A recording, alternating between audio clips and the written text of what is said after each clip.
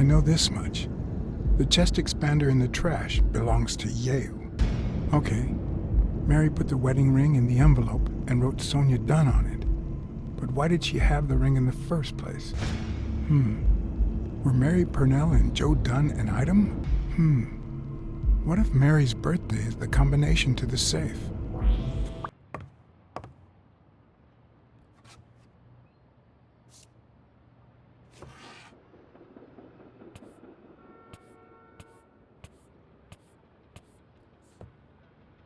And there it was, Mary's birthday, a week prior to that very day. Did you find anything interesting in those papers? No. Investigation work takes time, as I'm sure you know.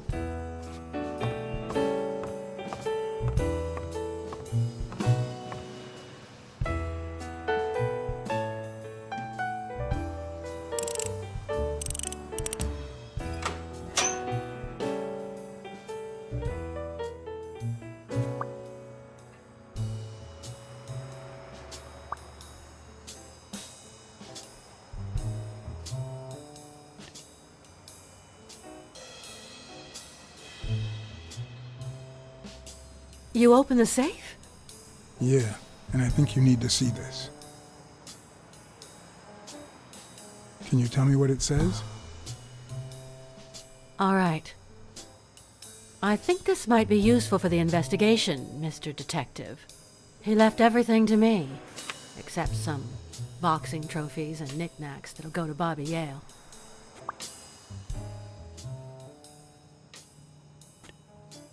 When was it signed? It was written 4 years ago, just weeks after I moved to Buffalo. Do you think Bobby Yale read it before he disappeared? Maybe. Congratulations. You're one lucky lady. I'll pretend I didn't hear that. All right. Thanks.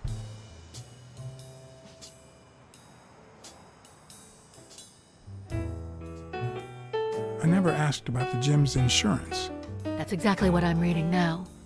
So far, it looks like your standard small business policy.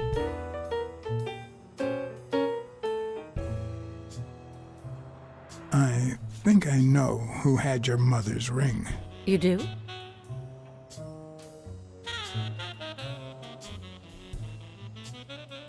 Mary Purnell. I think she manipulated your father in order to marry him.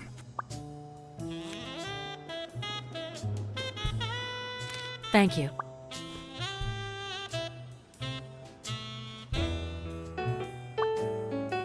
What's in those papers you're going through? Red tape. Great. If you find something, please let me know. I thought you were the detective.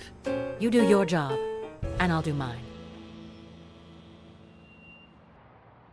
You see, I've got this friend. He's a journalist, and, the thing is, well, he would like to interview you. Why? A woman running a boxing gym? That's quite the story. And how did this friend of yours find out, exactly? Well, I might have said something. I don't even want to hear you. I just hope you prove your professional worth before the day is over. I know you're hiding something. What?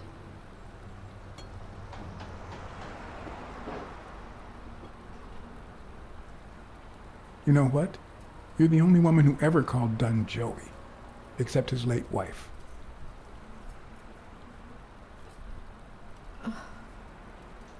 My goodness.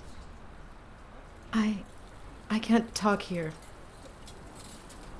My shift is over in 10 minutes. Can you wait a while? Can I get a refill over here, Mary? Coming right up.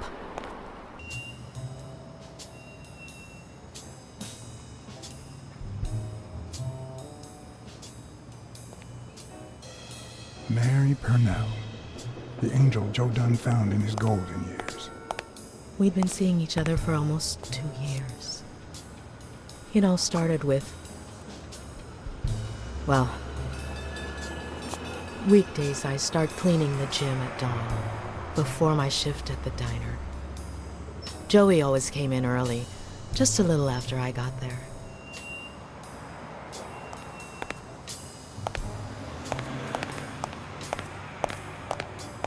He used to say it was the best time for the worst task of the day. Oh, I know exactly what he meant. Worked out first thing, huh? Oh no. He used to say that showing his boxers how to fight was exercise enough. Paperwork. He just hated it. But that was just him. Instead of putting off the things he couldn't stand, he did them as soon as possible. One morning, he saw me crying. I was having a rough day and...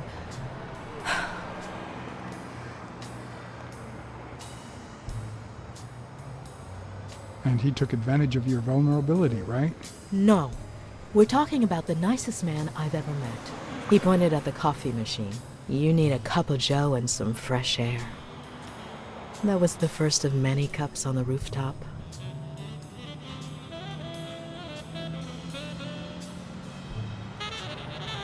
Which is where you seduced him. I'm a decent woman, Mr. Blacksad.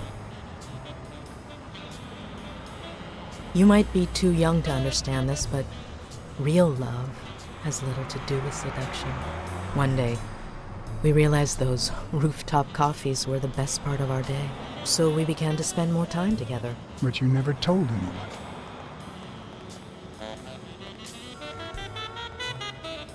Or perhaps you told someone else? No one. Joey didn't want Sonia to hear about it from someone else before we were sure of the relationship. He was afraid that our relationship would only make matters worse. Until one day, on the rooftop, we realized just how serious our relationship was, and we decided to turn those moments into a lifetime. So he asked you to marry him. Yes, of course. He gave me the wedding ring, and we decided to tell the world. He said he needed to share that happiness with his little girl. Turns out, he wasn't that happy after all. What about Yale? Wasn't he like a son to him? Maybe you already noticed I have a slight cold. I really should be heading home. Too much coffee and fresh air? Why? Why would you say that? I lost my scarf a while back, not sure where. And now, if you'll excuse me, that's my bus stop. A pleasure to speak with you, Mr. Blacksad. Bye.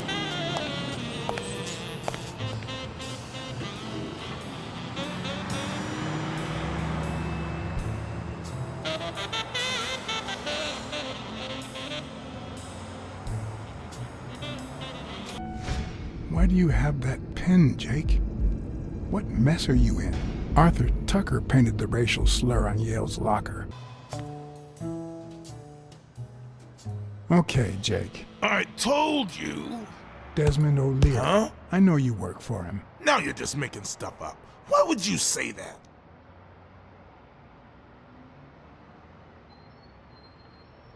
I saw the shamrock in your locker. I know what it means. Okay, let's say you're right. So what? What are you gonna do, huh?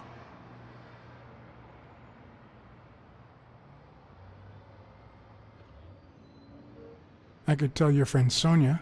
Does she know? Don't you dare. All right. You win, pussycat. Business isn't going that well lately. Natalia was my last well-paying job. And it's been a while. Then O'Leary shows up and offers me a bodyguard contract. What was I supposed to do? You could have said no. Yeah. Like you never take, shady business.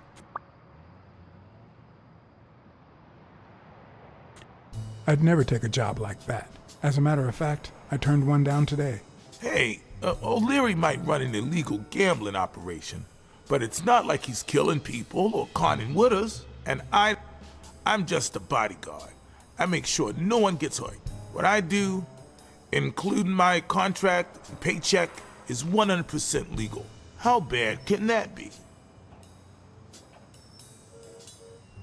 O'Leary pays you with dirty money, and you're part of a criminal organization. There's no two ways about it. But that's not what bothers me.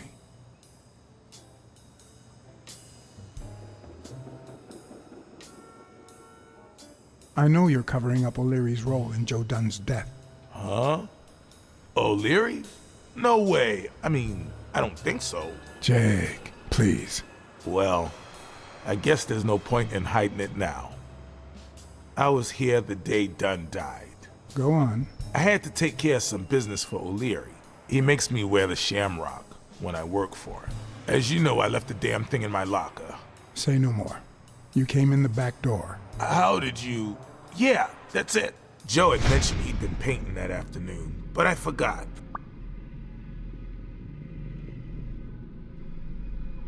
I stopped in my tracks when I saw him screaming bloody murder at Bobby Yale at the top of the scaffold. What exactly was he saying? Something like, if you do that, I'll call off the fight and make sure you never set foot in this gym again. I didn't want them to see me, so I left. Jake, why didn't you tell me? See, I knew you'd be mad. Obviously. I'm sorry, John. I should have said something. You should have. Let's just say you owe me one, all right? You sure drive a hard bargain, John. All right. Time to go. I need to think about everything you just told me.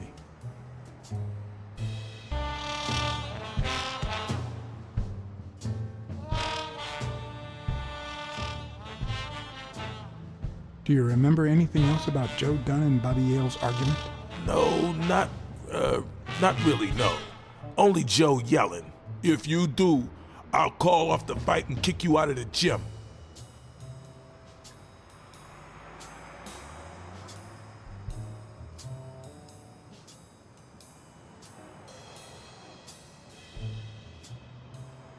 Did you know Joe Dunn had a gun in his safe? No way, man. He hated firearms. Although... When Bobby Yale was a teenager, he went through a crazy phase. Even dropped out of the gym and joined the gang. Nothing serious. Early one morning, he broke in the gym. Joe was already here and caught him red-handed. Bobby pointed the gun at Dunn and ordered him to open the safe. So, Joe opened it and asked Bobby to put the gun aside, leave the gang and start boxing again. I got here 5 minutes later and found Bobby crying like a baby in Joe's arms. Then he just stood up and put on his gloves.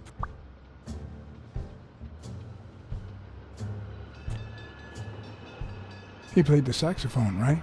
Yeah, pretty well for a white boy. But he quit when his wife died. Makes no sense, right? I mean, nothing draws chicks like the brass. Why quit when you're finally free? Ha ha ha ha.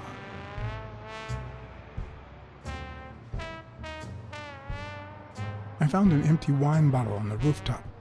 Did Joe Dunn drink? Only for a while, back when his wife died. But eventually he quit. After that, he'd only drink on special occasions.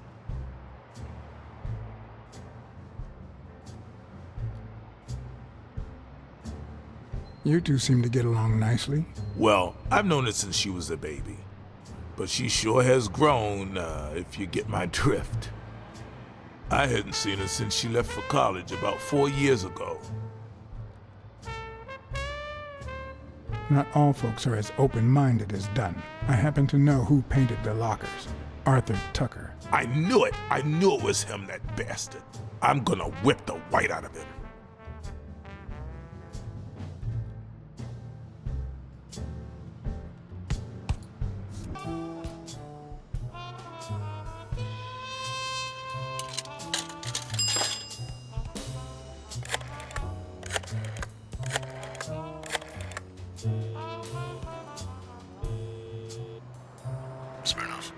You're gonna like what I have to tell you about the Dunn case.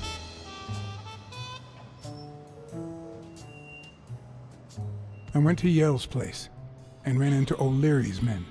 They were waiting for him. Ah, well, it's only normal. They run an illegal gambling operation. If a fight's canceled, they lose money. I'd love to take a swing at O'Leary, but we can't base the case on a hunch. I'm not finished yet. I think I have a new lead on the Dunn case.